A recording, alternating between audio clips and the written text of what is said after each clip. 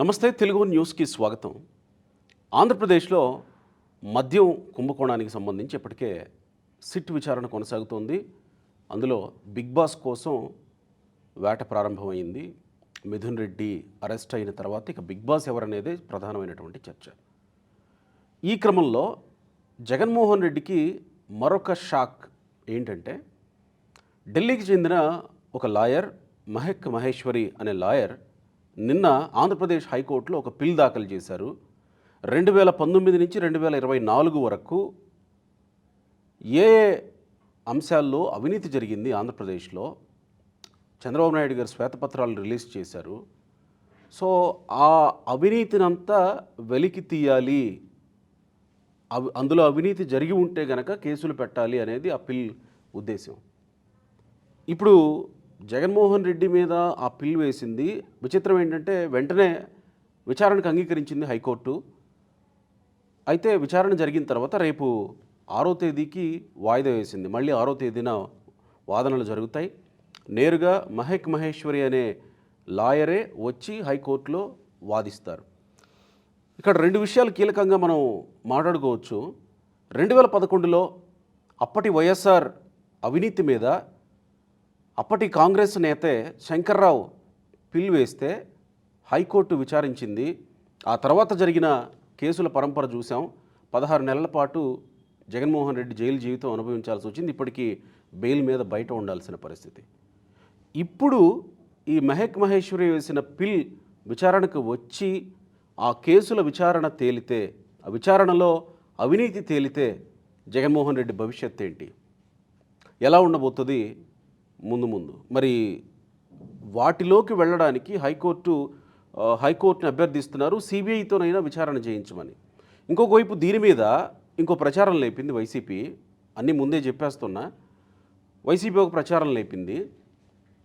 ఇక్కడ ఉన్నటువంటి వ్యక్తులు ఎవరైనా పిల్ వేస్తే, ఇక్కడ ఉన్నటువంటి లాయర్లో లేకపోతే ఇంకొక వ్యక్తిలో న్యూట్రల్గా ఉండేటువంటి వ్యక్తులు ఎవరన్నా పిల్ వేస్తే వాళ్ళు తెలుగుదేశం పార్టీ ఒత్తిడితోనో లేకపోతే తెలుగుదేశం పార్టీ వాళ్ళు పురమాయిస్తే కేసు వేసినట్టు అనుకుంటారని ఢిల్లీ నుంచి ఒక లాయర్ని ఉసిగొల్పి ఇప్పుడు జగన్మోహన్ రెడ్డి మీద ఈ కేసులు వేయించారనేది వైసీపీ వర్షన్. అఫ్సాన్ రాయేష్ గారు ప్రముఖ రాజకీయ సామాజిక విశ్లేషకులు ఉన్నారు. నమస్కారం రాయేష్ గారు. నమస్కారం. ముందుగా వైసీపీ వర్షన్లోకి వచ్చే ముందు అప్పుడు శంకర్రావు, ఇప్పుడు మహేశ్వరి, ఒకవేళ ఇది విచారణకు స్వీకరించి అవినీతి తేలితే భవిష్యత్తు ఏంటి అని మాట్లాడుకుంటే, శంకర్రావు అన్న మహేశ్వర అన్న ఒకటే అర్థం. ఓహో, ఈశ్వరుడే. ఈశ్వరుడే. కాబట్టి అప్పుడేం జరిగింది, ఇప్పుడు కూడా అదే జరగడానికి ఆస్కారం ఉంది. అంటే ఆ ఈశ్వరుడి సంకల్పం లేదే చీమైనా కుట్టదంటారు కదా, ఈశ్వరాజ్ఞ లేదే చీమైనా కుట్టదంటారు కదా, శివుడాజ్ఞ లేదే చీమైనా. అలాగే ఇప్పుడు మరి ఆనాడు శంకర్రావు గారికి తట్టిన ఆలోచన ఇప్పుడు మహేశ్వరి గారికి కూడా తట్టిందని చెప్పని అనుకుందాం మనం. ఇక వైసీపీ వర్షన్ నుంచి బిగిన్ చేద్దాం. వైసీపీ ఏమంటుంది, తెలుగుదేశం పార్టీ ఇక్కడ స్థానిక లాయర్లు ఎవరైనా కనుక పిటిషన్ ఫైల్ చేపిస్తే అది తెలుగుదేశం పార్టీ వేయించినట్టుగా అనుకుంటారు. కాబట్టి ఎవరో ఢిల్లీ లాయర్ చేత వేయించి వేరే వ్యక్తులు, న్యూట్రల్ వ్యక్తులు వేసినట్టుగా జగన్మోహన్ రెడ్డి గారిని ఇబ్బందులు పెట్టే ప్రయత్నం చేస్తున్నారు అని చెప్పని వైసీపీ వర్షన్ అనుకుందాం మనం. అంటే కోర్టుల్లో పిటిషన్ ఫైల్ చేయటానికి, అలా ఫైల్ చేస్తే దురుద్దేశాలు ఆపాదించడానికి కనుక మనం అంటే రాజకీయపరమైన కేసు అని అనుకునే పని అయితే అసలు ఈ ప్రక్రియ మొదలైంది ఎప్పుడు, ఎవరితో మొదలైంది? ఎన్టీ రామారావు గారు ఇక్కడ రాజకీయ దురుద్దేశాలు అనేదానికి హైకోర్టు ఇంకో ప్రశ్న కూడా అడిగిందంట. మీరు గతంలో ఏమన్నా పిల్లు వేశారా అని అంటే, వేశాను, మీకేంటి సంబంధం అని అంటే, నేను ఇట్లా పిల్లు వేశాను, ఇలాంటి ప్రభుత్వాల అవినీతిని వెలికితీసేటువంటి ప్రయత్నం గతంలో చేశాను అని కూడా లాయర్ వైపు నుంచి సమాధానం వచ్చింది హైకోర్టుకి. ఇక్కడ కొంచెం దీని మూలాల్లోకి వెళ్ళి మాట్లాడాలి మనం. ప్రత్యర్థి రాజకీయ పక్షాల అధికారంలో కొనసాగుతున్న రోజుల్లో ఆ ప్రభుత్వాలలో ఏదైనా లోపాలు జరిగాయి, తప్పులు జరిగాయి, అవినీతి జరిగింది, విధానపరమైన లోపాలు ఉన్నాయి అని చెప్పని భావించినప్పుడు న్యాయస్థానాన్ని అప్రోచ్ అవడం అనేది పౌరులకున్న హక్కు. రాజకీయ పక్షాలకి ఉంటుంది, ప్రత్యర్థి రాజకీయ నాయకులకి ఉంటుంది, సామాన్య పౌరుడికి కూడా పబ్లిక్ ఇంట్రెస్ట్ లిటిగేషన్ ఫైల్ చేసే హక్కు ఉంది. అవును కదా. ఎన్టీ రామారావు గారు ముఖ్యమంత్రిగా కొనసాగిన రోజుల్లో శ్రీశైలం డ్యామ్కి సంబంధించి హిటాచీ మోటార్లు కొనుగోలు చేశారు అని చెప్పని, ఆ హిటాచీ మోటార్ల కొనుగోలు కోసం ఎన్టీ రామారావు గారు గ్లోబల్ టెండర్లని ఆహ్వానించలేదు. ఆ హిటాచీ మోటార్ల కొనుగోలులో అవినీతికి పాల్పడ్డారు అని చెప్పని రాజశేఖర రెడ్డి గారు కోర్టులో కేసేశారు. వేసిన రాజశేఖర రెడ్డి గారు మళ్ళీ తర్వాత రోజుల్లో ఆ కేసు విత్డ్రా చేసుకున్నారు. ఆనాటి నుంచి మొదలుపెట్టి రాజశేఖర రెడ్డి గారు, పి జనార్దన్ రెడ్డి గారు, పాల్వాయి గోవర్ధన్ రెడ్డి గారు, రెడ్డియా నాయక్ గారు, కన్నా లక్ష్మణారాయణ గారు, ఇట్లాంటి కాంగ్రెస్ నాయకులందరూ కూడా చంద్రబాబు నాయుడు గారి ప్రభుత్వం మీద పదే పదే కేసులు ఫైల్ చేసేవారు. ఆ కేసులు న్యాయస్థానంలో కొట్టివేయబడటం జరిగింది. లేదు, రాజశేఖర రెడ్డి గారికి అయితే కేసు వేయటం విత్డ్రా చేసుకోవటం అనేది అలవాటైపోయిన ప్రక్రియ. ఈ మధ్యకాలంలో విజయమ్మ కూడా ఏదో కేసు విత్డ్రా చేసుకున్న తర్వాత విత్డ్రా చేసుకోవాలి. విజయమ్మ గారు కూడా కేసు వేశారు, అది సుప్రీంకోర్టులో కొట్టేయబడింది. కొట్టేశారు, రైట్. అంటే ఇక్కడ గమనించుకోవాల్సింది ఏంటి అంటే, ఎన్టీ రామారావు గారి మీదైనా చంద్రబాబు నాయుడు గారి మీదైనా సరే తాము ప్రతిపక్షంలో ఉన్నప్పుడు న్యాయస్థానాల్లో కేసులు ఫైల్ చేయడం అనేది కాంగ్రెస్ పార్టీ ప్రారంభించిన ప్రక్రియ. ద్రోణరాజు సత్యనారాయణ గారు ఎస్ రామచంద్రరావు గారిని అడ్వకేట్గా పెట్టి ఎన్టీ రామారావు గారి మీద కూడా అవినీతి ఆరోపణలు చేస్తూ కేసు ఫైల్ చేశారు. కాబట్టి ఇక్కడ కోర్టుల్లో న్యాయ పోరాటం చేయటం అనేది ఇవాళ చంద్రబాబు నాయుడు గారు మొదలుపెట్టిన ప్రక్రియ కాదు. దానికి ఆద్యుడు రాజశేఖర రెడ్డి గారు. తర్వాత తాను స్వయంగా ముఖ్యమంత్రిగా బాధ్యతలు చేపట్టిన తర్వాత కూడా అంతకుముందు చంద్రబాబు నాయుడు గారి పరిపాలన మీద 26 సభా సంఘాలు వేశారు ఆయన. మరి 26 సభా సంఘాల ద్వారా ఏమైనా సరే చంద్రబాబు నాయుడు గారి పరిపాలనలో ఏదైనా లోపాలను ఐడెంటిఫై చేశారంటే, ఒక్క సభా సంఘం కూడా చంద్రబాబు నాయుడు గారి పాలనాపరమైన నిర్ణయాల మీద ఈ లోపం జరిగింది అనేది వెలికితీల. అన్ని సభా సంఘాలు చంద్రబాబు నాయుడు గారికి క్లీన్ చిట్ ఇచ్చినట్టుగానే భావించాలి. కానీ రాజకీయంగా ఈ విచారణ ద్వారా వేధింపులకు గురి చేయటం అనే ప్రక్రియకు ఆద్యుడు నేటి బాధితుడిగా చెప్పుకోబడుతున్న రాజశేఖర రెడ్డి గారి నాయన, నేడు బాధితుడిగా చెప్పుకుంటున్న జగన్మోహన్ రెడ్డి గారి నాయన రాజశేఖర రెడ్డి గారు. తర్వాత ఇందాక మీరు ప్రస్తావించినట్టుగా తెలుగుదేశం పార్టీ రాజశేఖర రెడ్డి గారి అవినీతి గురించో జగన్మోహన్ రెడ్డి అవినీతి గురించో తడిక రాయబారం చేయాల్సిన నెస్టీ అవసరం వాళ్ళకి లేదు. వాళ్ళు ఆరోపణ చేయదలుచుకుంటే బహిరంగంగా చేశారు, వాళ్ళు ఫిర్యాదులు చేయదలుచుకుంటే బహిరంగంగా చేశారు. అలాగే ఇందాక మీరు ప్రస్తావించిన శంకర్రావు గారు హైకోర్టుకి తెలియజేసిన ఒక పోస్ట్ కార్డు ద్వారా జగన్మోహన్ రెడ్డి అవినీతి గురించి అది హైకోర్టు సుమోటోగా విచారణకు స్వీకరించిన రోజున ఆ కేసులో ఇంప్లీడ్ అయ్యి అశోక్ గజపతిరాజు గారు, ఎర్రమనాయుడు గారి ద్వారా తెలుగుదేశం పార్టీ అధికారికంగా ఆ కేసులో ఇంప్లీడ్ అయ్యి శంకర్రావు గారు జగన్మోహన్ రెడ్డి గారికి సంబంధించిన ఆరోపణలు మాత్రమే చేశారు. కానీ ఆ ఆరోపణలకు బలం చేకూర్చే కంప్లీట్ డాక్యుమెంట్ ఎవిడెన్స్ న్యాయస్థానం దృష్టికి తీసుకెళ్ళింది తెలుగుదేశం పార్టీ. కాబట్టి తెలుగుదేశం ఆరోపణలు చేసినా, పోరాటం చేసినా ఎదురుపడి చేసింది. Raj of corruption, mining mafia, threat to democracy అని చెప్పని 2 బుక్స్ పబ్లిష్ చేసి రాష్ట్ర గవర్నర్కి, లోకాయుక్తకి, సెంట్రల్ విజిలెన్స్ కమిషన్కి, కేంద్ర ఆర్థిక శాఖకి, ఉపరాష్ట్రపతికి, ప్రధానమంత్రికి, రాష్ట్రపతి వరకు ఫిర్యాదులు చేసి ఆ బుక్స్ వాళ్ళకి హ్యాండ్ ఓవర్ చేసి, అయ్యా రాజశేఖర రెడ్డి గారి ప్రభుత్వం ద్వారా జరుగుతున్న అవినీతి ఇది, దీనికి సంబంధించిన డాక్యుమెంట్ ఎవిడెన్స్ ఇది, అలాగే మైనింగ్ మాఫియా ప్రజాస్వామ్యానికి ఎలా ప్రమాదంగా మారుతుంది అనేది గాలి జనార్దన్ రెడ్డి అండుకో వ్యవహార శైలి గురించి కూడా దేశం దృష్టికి, ప్రభుత్వాల దృష్టికి, విచారణ సంస్థల దృష్టికి తీసుకొచ్చింది తెలుగుదేశం పార్టీ. అలాగే జగన్మోహన్ రెడ్డి గారి కేసులకు సంబంధించి కూడా ఆయన మీద ప్రైమా ఫేసీ ఉంది అని చెప్పని హైకోర్టు కన్ఫర్మ్ చేసుకొని ఆయన మీద సిబిఐ విచారణకు ఆదేశించి ఆయన జైలు పాలు అవడానికి తెలుగుదేశం పార్టీ ఎదురుపడి చేసిన పోరాటం అది. కాబట్టి ఇవాళ ఈరోజు తాను ప్రభుత్వంలోకి వచ్చిన తర్వాత కూడా జగన్మోహన్ రెడ్డి గారి పాలనా హయాంలో జరిగిన చాలా అవినీతుల గురించి, చాలా ఇర్రెగ్యులారిటీస్ గురించి వైట్ పేపర్స్ ద్వారా ప్రజల దృష్టికి, అసెంబ్లీ దృష్టికి, ప్రపంచం దృష్టికి తీసుకొచ్చింది. ఇవాళ లిక్కర్ కుంభకోణం అయినా చాలా అవినీతులకు సంబంధించైనా వ్యవస్థల విధ్వంసానికి సంబంధించి అయినా సరే విచారణ జరుగుతూ ఉంది. వరుస క్రమంలో అరెస్టులు జరుగుతూ ఉన్నాయి. కాబట్టి ఎవరో ఢిల్లీ లాయర్ని ఇన్ఫ్లుయెన్స్ చేసి తాను తెరవెనకుండి తాను ఇంకెవరి చేతో నాటకం ఆడించాల్సిన నెక్స్ట్ తెలుగుదేశం పార్టీకి, తెలుగుదేశం ప్రభుత్వానికి, చంద్రబాబు నాయుడు గారికి లేదు. అంటే మీరు చెప్పినట్టుగానే అశోక్ గజపతి రాజు గారు, ఎర్రన్నాయుడు గారు ఇంప్లీడ్ అయ్యారు కదా అప్పుడు శంకర్రావు పిటిషన్లో. ఇప్పుడు మరి ఈ మహేశ్వరి గారి పిటిషన్లో విచారణకు వచ్చిన తర్వాత ఒకవేళ హైకోర్టు అడిగితే లేదా నేరుగానైనా ఇంప్లీడ్ అవ్వడానికి ఏమన్నా అవకాశం ఉంటుందా తెలుగుదేశం పార్టీ వైపు? ఇక్కడ ఇంకొక అంశం మనం మర్చిపోతున్నాం. మనందరం చాలా కొంతకాలం గడిచింది కాబట్టి మనందరి జ్ఞాపకాల నుంచి ఇంకొక అంశం తెరమరుగైంది. మొన్నటి 2024 ఎన్నికలకు ముందుగానే రఘురామకృష్ణరాజు గారు హైకోర్టులోకి పిటిషన్ ఫైల్ చేశారు.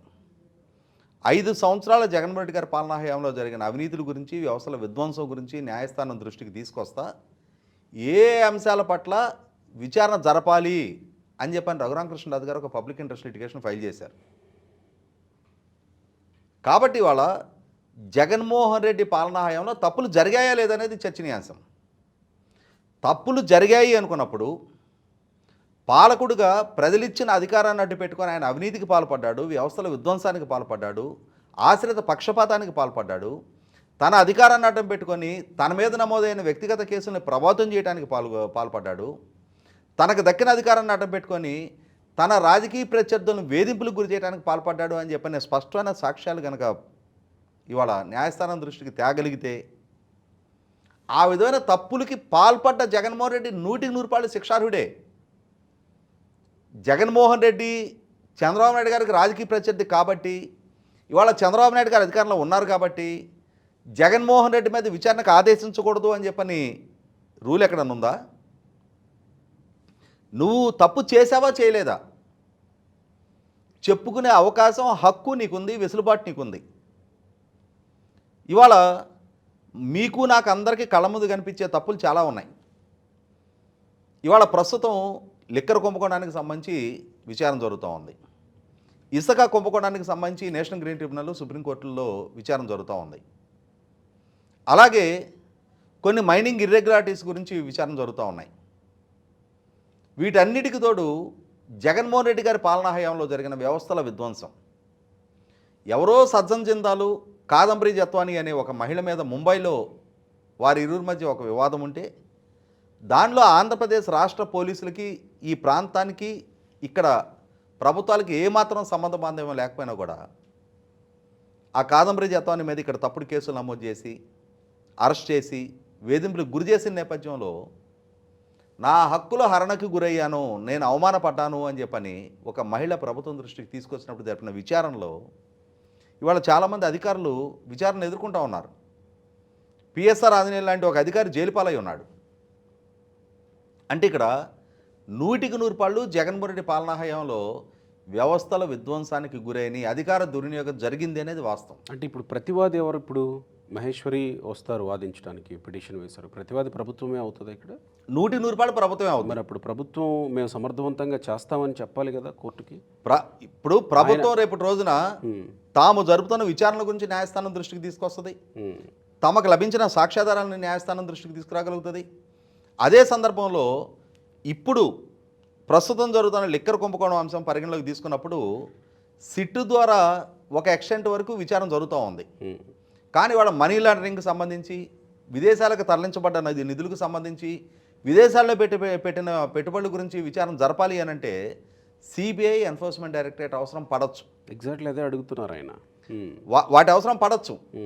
కాబట్టి ఏంటంటే ఇక్కడ జరిగిన నేరం స్థాయిని బట్టి ఆ స్థాయి నేరాన్ని విచారించడానికి కావాల్సిన భూమిక ఉంది అని చెప్పని, అంటే ప్రాథమిక సాక్ష్యాధారాలు ఉన్నాయి అని చెప్పని కనుక హైకోర్టు కన్విన్స్ అయితే రేపు విచారణకు ఆదేశించిన ఆశ్చర్యం లేదు. కాబట్టి ఏంటంటే ఇక్కడ మనం చూసాం, తిరుపతి లడ్డూ తయారీలో వినియోగించే నెయ్యి కల్తీ జరిగింది అన్న అంశం సుప్రీంకోర్టు దృష్టికి వచ్చినప్పుడు సిబిఐ డైరెక్టర్ ఆధ్వర్యంలో విచారణ జరగాలి అని చెప్పని సిబిఐ డైరెక్టర్ ద్వారా నియామకం చేపట్టబడ్డ అధికారులు, ఆంధ్రప్రదేశ్ రాష్ట్ర పోలీసు అధికారులు కలిసి విచారణ చేయాలి అని చెప్పని సుప్రీంకోర్టు తీసుకున్న నిర్ణయం మేరకు జరిపిన విచారణలో ఇవాళ చాలామంది అరెస్టులు జరిగినాయి. అంటే అక్కడ తప్పు జరిగింది అని నిర్ధారణ అయింది. అంటే ఇవాళ నాకున్న అనుభవంలో నేను ఒక 15-20 ఇష్యూస్ చెప్పగలుగుతాను. వీటి మీద విచారణ జరగాలి, వీటికి జగన్మోహన్ రెడ్డి బాధ్యుడు, వీటి మీద లోతైన విచారణ చేసి అతని తప్పులకి అతన్ని ఖచ్చితంగా అకౌంటబుల్ చేయాలి అని చెప్పని నా స్థాయికి నేను ఎన్నో ఇష్యూస్ చెప్పగలుగుతా. అటువంటప్పుడు ప్రభుత్వాలు యంత్రాంగం దగ్గర ఉండే సాక్ష్యాధారాలతోటి వాళ్ళు పూర్తి స్థాయిలో విచారణ జరపాలి అని అంటే 100% వాళ్ళ రాష్ట్ర ప్రభుత్వానికి ఉండే వనరులు కానీ యంత్రాంగం కానీ, అంటే ఇప్పుడు వాళ్ళకుండే అధికారాలు కూడా మనం వాళ్ళ పరిధిని ఒకసారి విశ్లేషించుకున్నప్పుడు లిక్కర్ కుంభకోణానికే ఎన్ని రోజులు ఎంత టైం పడుతుందో మన కళ్ళ ముందు చూస్తూ ఉన్నాం. ఎంతమంది వాళ్ళ అక్యూజ్డ్గా రోజు రోజుకి ఆ లిస్టు పెరిగిపోతుందో చూస్తూ ఉన్నాం మనం. ఎంతమంది అరెస్టులు జరుగుతూ ఉన్నాయో చూస్తూ ఉన్నాం. వీటికి తోడు నేను కొన్ని లిస్టు చెప్తాను. నేను జగన్మోహన్ రెడ్డి గారు ముఖ్యమంత్రిగా ఉన్న రోజుల్లో ఆయన చంద్రబాబు నాయుడు గారి మీద కూడా ఒక 6 కేసులు పెట్టారు. స్కిల్ డెవలప్మెంట్ కేసులో సెప్టెంబర్ 9, 2023 చంద్రబాబు నాయుడు గారిని అరెస్ట్ చేశారు. ఆ తర్వాత ప్రభుత్వ పరంగా చంద్రబాబు నాయుడు గారు ముఖ్యమంత్రిగా కొనసాగిన రోజుల్లో ప్రకృతి వనరైన ఇసుకని ఉచితంగా ఇవ్వటం అనే ఒక పాలసీ డెసిషన్ తీసుకుని అమలుపరిచిన కారణంగా ప్రభుత్వ ఆదాయానికి గండి కొట్టారు అని చెప్పిన కేసు నమోదు చేశారు. Fibre net case, inner ring road case, మద్యం కేసు, ఇలా వరుస క్రమంలో ఒక 5 కేసులు ఆయన మీద నమోదు చేశారు. అంగళ్ళ దగ్గర ఆయన మీద హత్యాయతనం కేసు నమోదు చేశారు. అంటే ఇక్కడ ప్రభుత్వ ఆదాయానికి గండి కొట్టారు అనే ఒక పాలసీ డెసిషన్ ప్రభుత్వం తీసుకున్న దాన్ని ప్రభుత్వ ఆదాయానికి నష్టం కలిగించారని చెప్పని కేసు నమోదు చేసింది కదా తర్వాత వచ్చిన ప్రభుత్వం.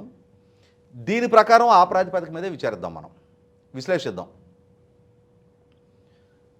కోట్ల రూపాయల ప్రజాధనంతో ప్రజావేదిక అని చెప్పని ఒక కట్టడాన్ని నిర్మించారు. ప్రభుత్వ సమావేశాల నిర్వహణ కోసం ఒక ప్రాంగణం ఉండాలనే ఉద్దేశంతో ప్రభుత్వం ద్వారా నిర్మించబడ్డ ప్రాంగణం. అది పర్యావరణ అనుమతులు ఉల్లంఘించిందా లేదనేది తర్వాత సంగతి. ఉల్లంఘించితే దాని మీద విచారణ జరపాలి. కానీ ఏకపక్షంగా ముఖ్యమంత్రి హోదాలో జగన్మోహన్ రెడ్డి గారు కోట్ల రూపాయల ప్రజాధనంతో నిర్మాణం చేసిన కట్టడాన్ని కూల్చివేయించారు. ఆయన దాన్ని ఏ పార్టీకి ఆ పార్టీ విడదీసి ఇంకొక దగ్గర వినియోగించుకోవడానికి వెసులుబాటు ఉన్న స్ట్రక్చర్ అది. అయినా సరే ఆయన చంద్రబాబు నాయుడు గారి ద్వారా నిర్మాణం చేయబడ్డ కట్టడం అనే ఉద్దేశంతో బలవంతాన కూల్చివేయించారు. స్క్రాప్ కింద మార్చేశారు కోట్ల రూపాయల పెట్టుబడికి. ఎవరు బాధ్యులు దానికి? అది ప్రజాధనం దుర్వినియోగం కాదా? ఆ తర్వాత కేంద్ర ప్రభుత్వం పదే హెచ్చరిస్తున్నా కూడా రాష్ట్రంలో దేశంలో పెట్టబోయే పెట్టుబడుల మీద ప్రభావం చూపడానికి ఆస్కారం ఉంది. దేశీయ అంతర్జాతీయ పెట్టుబడిదారుల మీదలో తప్పుడు సంకేతాలు పంపించినట్టు అవుద్ది, మీరు పవర్ పర్చేసింగ్ అగ్రిమెంట్ రద్దు చేయొద్దు అని చెప్పినా కూడా ఏకపక్షంగా జగన్మోహన్ రెడ్డి గారు పవర్ పర్చేసింగ్ అగ్రిమెంట్ రద్దు చేశారు. దాని పర్యవసానం ఆ సంస్థలు సుప్రీంకోర్టుకి వెళ్ళి సుప్రీంకోర్టులో ఆ సంస్థలకు అనుకూలమైన తీర్పు వచ్చిన తర్వాత 1 యూనిట్ కరెంటు వాళ్ళ దగ్గర తీసుకోకుండా 15,000 కోట్ల రూపాయలు రాష్ట్ర ప్రభుత్వం వాళ్ళకి నష్టపరిహారం పే చేసింది. 1 యూనిట్ కరెంటు తీసుకోకుండా ఆ 15,000 కోట్ల రూపాయలు ప్రజల ట్రూ అప్ ఛార్జీలు పెరగటం మళ్ళీ తిరిగి వీళ్ళు భరించారు. ఏ తప్పు చేయకుండా ఆ కరెంటు భారాన్ని ప్రజలు మోసారు. ఎవరు తీసుకున్న నిర్ణయం అది? ఇవాళ వేల కోట్ల రూపాయలు పెట్టి నిర్మాణం చేసిన రాజధాని పనుల్ని స్తంభింపజేసి ఆ స్తంభింపజేసిన పర్యవసానం వాటి జస్టేషను సంవత్సరాల తరబడి లేట్ అయింది. వాటికి తోడి వాళ్ళ 5 సంవత్సరాల తర్వాత మళ్ళీ తిరిగి ఆ పనులు పునఃప్రారంభిస్తుంటే నాడు 41,000 కోట్ల రూపాయలతో ఎస్టిమేట్ చేసిన పనులు ఇవాళ 61,000 కోట్ల రూపాయలు అవుతూ ఉన్నాయి. అంటే ప్రైస్ ఎస్కలేషన్లో 20,000 కోట్ల రూపాయల అదనపు భారం ఇవాళ రాష్ట్రం మోస్తూ ఉంది. ఎవరు తీసుకున్న నిర్ణయం అది? పోలవరం ప్రాజెక్టు కానీ, వెలుగొండ ప్రాజెక్టు కానీ, మచిలీపట్నం పోర్టు కానీ, ఆఖరికి హ్యాపీనెస్ లాంటి రెసిడెన్షియల్ టౌన్షిప్స్ అయినా సరే రివర్స్ టెండర్ పేరిట మళ్ళీ ఆ టెండర్లు రద్దు చేసి మళ్ళీ తిరిగి టెండర్లను పిలుస్తున్న సందర్భంలో కేంద్ర ప్రభుత్వం, పోలవరం ప్రాజెక్ట్ అథారిటీ లాంటి సంస్థలు పదే హెచ్చరించాయి. ఒకసారి కాంట్రాక్ట్ను తప్పిస్తే దుష్పరిణామాలు ఎదుర్కోవాల్సి ఉంటుంది అని చెప్పని, కాలాతీతం అవుతుంది, ప్రాజెక్టు సకాలంలో పూర్తి కాదు, జస్టేషన్ లేట్ అవుద్ది అని చెప్పని. అయినా సరే జగన్మోహన్ రెడ్డి గారు తీసుకున్న ఏకపక్ష నిర్ణయ పర్యవసానం నాడు సక్సెస్ఫుల్గా జరుగుతున్న పనులను స్తంభింపజేసి విలువైన కాలాన్ని పోగొట్టిన పర్యవసానం వాళ్ళ డయాఫ్రామ్ వాళ్ళు దెబ్బతిని పోలవరం ప్రాజెక్టు భవిష్యత్తే ప్రమాదకర పరిస్థితులు ఎదుర్కొని ఇవాళ 2020కి పూర్తి కావాల్సిన ప్రాజెక్టు 2027 వరకు దాని జస్టేషన్ లేట్ అవుతూ వచ్చింది. సంవత్సరానికి 960 మెగావాట్ల కరెంట్ అందాల్సిన పవర్ ప్రాజెక్టు కూడా ఇవాళ అస్తవ్యస్తంగా తయారైంది. ఇవాళ మళ్ళీ ప్రైస్ ఎస్కలేషన్లో 4500 కోట్ల అదనపు భారం మోపబడింది. ఈ నష్టానికి బాధ్యులు ఎవరు? ఈ నిర్ణయం ఎవరిది? ఇందాక మనం ప్రస్తావించుకున్న ఇసుక అక్రమాలు, ఇవాళ నేషనల్ గ్రీన్ ట్రిబ్యునల్ దగ్గర 3,91,00,000 రూపాయల 3,91,00,000 క్యూబిక్ మీటర్లు అక్రమ ఇసుక తవ్వకాలు జరిగాయి అని చెప్పని ఈరోజు సుప్రీంకోర్టుకి శాస్త్రీయబద్ధమైన రిపోర్ట్ ఇచ్చారు. 700కు పైగా రీచుల్లో, కేవలం 40 రీచుల్లో తవ్వకాల కోసం నేషనల్ గ్రీన్ ట్రిబ్యునల్ అనుమతిస్తే 700 పైగా రీచుల్లో తవ్వకాలు జరిపారు అని చెప్పని, ఆ తవ్వకాలు జరిపిన దాన్ని 23 కలెక్టర్ల చేత ఎన్జీటీకి తప్పుడు నివేదికలు ఇచ్చారు అని చెప్పని, ఇవాళ మైనింగ్ ఇర్రెగ్యులారిటీసు, లిక్కర్ ఇర్రెగ్యులారిటీసు ఇన్ని రకాలుగా బయటకు వస్తూ ఉన్నాయి.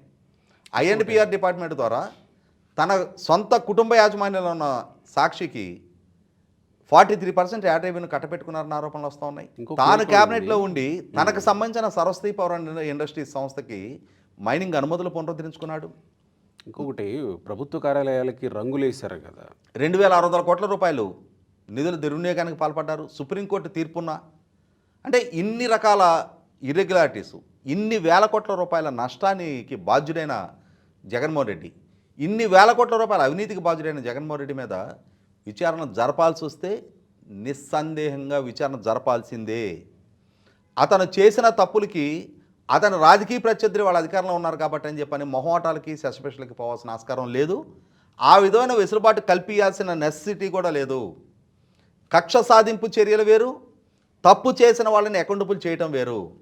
5 సంవత్సరాల పాటు అధికారం దక్కింది కదా అని చెప్పని భయము, పక్షపాతము, రాగద్వేషాలకు అతీతంగా పరిపాలన చేస్తాను అని చెప్పని అధికారంలోకి వచ్చిన పాలకులు తనకు దక్కిన అధికారాన్ని అడ్డం పెట్టుకొని తన సంస్థల్లో పనిచేసిన సిబ్బందిని ప్రభుత్వంలో రీహాబిలిటేట్ చేసి ప్రభుత్వ ధనంతో వాళ్ళకి జీతాలు, వెసులుబాట్లు కల్పించుకుంటా వాళ్ళని తన రాజకీయ అవసరాలకి తన సేవకులుగా వాడుకున్న నేపథ్యం కళ్ళ ముందు కనిపిస్తున్నప్పుడు భయము, పక్షపాతము, రాగద్వేషాలకు అతీతంగా పరిపాలన చేస్తానన్న రాజ్యాంగ స్ఫూర్తికి చేసిన ప్రమాణానికే తిలోదకాలు ఇచ్చి తన అధికారాన్ని తన అనుయాయులకి, తన కుటుంబ సభ్యులకి, తన సంస్థలకి ఎలా వినియోగించుకున్నాడనేది కళ్ళ ముందు స్పష్టమవుతా ఉన్న దగ్గర తన అధికారాన్ని రాష్ట్రంలో భావప్రకటన స్వేచ్ఛను అణిచివేయడానికి, ప్రజలకున్న ప్రాథమిక హక్కుల్ని హరించడానికి ఏ విధంగా ఉపయోగపెట్టాడనేది కళ్ళ ముందు కనిపిస్తున్నప్పుడు జగన్మోహన్ రెడ్డి మీద విచారణ జరిగే తీరాలి.